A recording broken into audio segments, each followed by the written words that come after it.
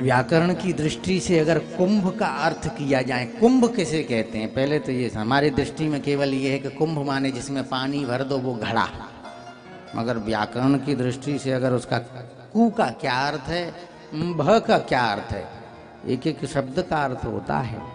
अगर आप जो है संस्कृत के माध्यम से अगर उस चीज को समझेंगे तो कुंभ में कु है और का में ऊ है, उसका क्या अर्थ है? क्योंकि अमंत्रम अक्षरम नास्ति नास्ति मूलम अयोग्य पुरुषो नास्ति योजकस तत्र द्रुह। ऐसा कोई अक्षर नहीं है जो मंत्र नहीं हो। ध्यान से सुनिएगा। और हमारे सनातन धर्म का कोई भी ऐसा नाम, हिंदुओं का कोई भी नाम निरर्थक नहीं होते। हमारे यहाँ अगर किसी के बच्चे का नाम रखा जाता है तो वो सार्थक होता है, कोई ना कोई धातु, कोई ना कोई प्रत्यय से बना हुआ संस्कृत का रूप होता है वो कोई ना कोई। और अपदम बिना प्रयोजने न मंदम न प्रवर्तते, बिना प्रयोजन के मूर्ख व्यक्ति भी कोई कार्य नहीं करता। तो हम लोग हिंदुओं में अगर किसी बच्चे का भी नाम रखते हैं तो पहले पंडित जी से पूछते हैं, महाराज ये नाम अच्छा रहेगा कि नहीं, हमारी छोरी को नाम अच्छा रहेगा क्या ना है, और तुम लिख रहे हो झरवेरी देवी, तो कैसे नाम अच्छा होगा? उसके लिए तो शास्त्रों में देख के भैया कृष्ण का नाम रखिए, राम रखिए, माधव रखिए, गोविंद रखिए, गोपाल रखिए। नाम भी तो शास्त्रों के अनुसार हो। हमारे यहाँ शास्त्रों के बिना छींकने की भी, सांस कैसे लेनी चाहिए ये भी शास्त्र आज्ञा देते हैं।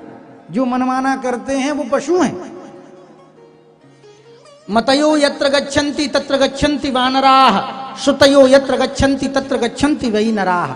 जहां बुद्धि कहती है, मनमाना जो करते हैं वो वानर हैं, और जो शास्त्रों के अनुसार चलते हैं वो नर हैं। नर और वानर में ज्यादा अर्थ नहीं, फर्क नहीं है। बस नर में पहले वा जोड़ दो तो आप कौन हो गए? वानर हो गए। तो हमारा जीवन, हम सनातनियों का जीवन शास्त्रोक्त है।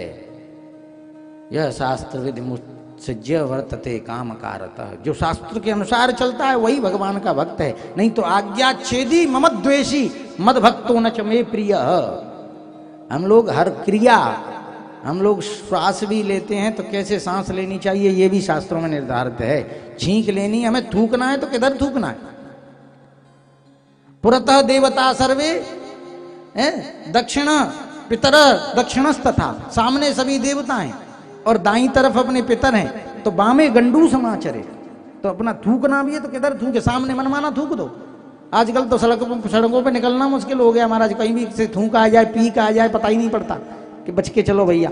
कहने का तात्पर्य ये है कि हम लोगों को थूकना भी है तो वो शास्त्र निर्धारित करता है कि हमें थूकना है, सामने नहीं थूकना, क्योंकि सामने देवता है हमारे। ये हमारा हृदय रूपी हमारा शरीर जो है मंदिर है, उसमें सामने ठाकुर जी रहते हैं, तो सामने तो थूक ही नहीं सकते। दाएं पितर रहते हैं हमारे, और बामें गंडू समाचरित, बाईं तरफ हमें थूकना भी चाहिए तो बाईं तरफ करना चाहिए। हर चीज की शास्त्र आज्ञा देता है, कैसे रहना, कैसे क्या करें क्या न करें, वही तो शास्त्रों की आज्ञा का पालन करते हैं, वही हिंदू हैं। मनमाना करने वाला कह सकता है कि मैं हिंदू हूं, नहीं, वो हिंदू तो हो ही नहीं सकता। हमारे यहाँ एक एक अक्षर मंत्र है। अमंत्रम अक्षरम नास्ति, ऐसा कोई अक्षर नहीं है जो मंत्र नहीं हो। और देखिए कुंभ में सबसे पहले कु है, तो कु किसे कहते हैं? कुंभ भूमिम। ध्यान से सुनना, कु का अर्थ है भूमि। कुंभ भूमिम उम्भति जलेन। उम्भ पूर्ण धातु है जो पूरित करती है। जो महाराज संपूर्ण, कुंभ कहते हैं जो जल से पूरित हो। कुंभ भूमिम जलेन पूरयति इति कुंभः। जो संपूर्ण पृथ्वी पर रहने वाले जितने भी जीव हैं, स्वेदज उद्भिज जरायुज अंडज इत्यादि प्राणियों को जो पोषित करे, तर्पित करे, वो है कुंभ। क्योंकि कुंभ, ये उत्सव जो हो रहा है हमारा, ये कुंभ में ही हो रहा है। और ध्यान से सुनिएगा, आप सब कथा जानते हैं कि जब समुद्र मंथन हुआ, अलग अलग कथाएं मिलती हैं। जब धन्वंतरी भगवान निकले, आविर बभूव कलशम दधदर्ण वाद्य पीयूष पूर्ण ममरत्व कृते सुराणाम रुगजाल जीर्ण जनित प्रसंगो धन्वंतरिश्च भगवान भविकाय भूयात्। भगवान धन्वंतरी जब प्रकट हुए अमृत का कलश लेकर के। तो कई ग्रंथों में ऐसा उल्लेख है कि जयंत, जब दैत्यों ने आक्रमण किया तो जयंत जो है, उस इंद्र के पुत्र जयंत ने उस कलश को लेकर के उड़ गए। और एक जगह उल्लेख है कि भगवान गरुड़ जी ने उस कलश की रक्षा की और उसको लेकर के महाराज 4 जगहों पर रखा। उस युद्ध से बचा करके महाराज प्रयाग में रखा, हरिद्वार में, नासिक में और उज्जैनी में। किन किन तिथियों में कहां कहां कुंभ होता है वह भी शास्त्र निर्धारित करता है। महाराज हरिद्वार में कुंभ कब होता है? गंगा द्वारे प्रयागे च धारा गोदावरी तटे और कुंभाख्ययस्तु योगोयम प्रोच्यते शंकरादि भी। इन 4 स्थानों पर कुंभ होता है। गंगा द्वार, प्रयाग, गंगा द्वार कहते हैं हरिद्वार को, और प्रयाग में, और धारा गोदावरी तटे, गोदावरी का तट है नासिक में, धारा क्षेत्र है उज्जैन में। इन जगहों पर महाराज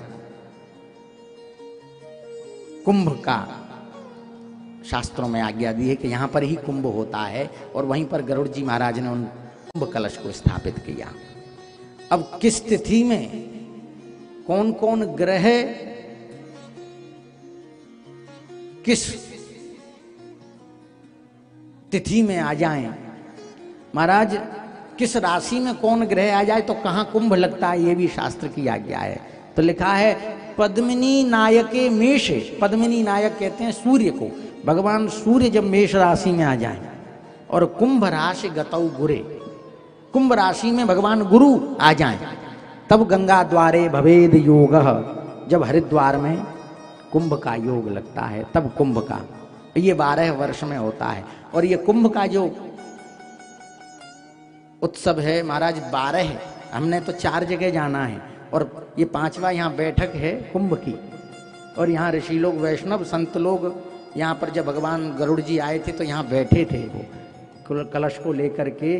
तो यहाँ वैष्णव संतों ने यहाँ पर और ऋषि मुनियों ने यहाँ पर कुंभ की बैठक रखी। और कुंभ के, क्योंकि यहाँ पर बैठक के बाद में ही पात्रता आ पाती है हमें हरिद्वार जाने के लिए। जब भगवान गरुड़ जी हरिद्वार जाने लगे तो यहाँ पर यमुना के तट पर विराजमान हुए थे, इसीलिए ये बैठक है। और यहाँ संत लोग, महात्मा लोग यहाँ आकर के और वहाँ पहुँचने का अधिकार प्राप्त करते हैं। जब तक बच्चा ओलम नहीं सीखेगा, आ ई नहीं सीखेगा, तो फिर पुस्तक पढ़ना कैसे सीखेगा?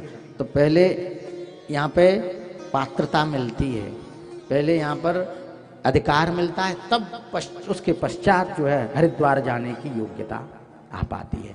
और आपको बताऊं, ये कुंभ केवल 4 जगह ही नहीं लगता, 12 जगह पर लगता है।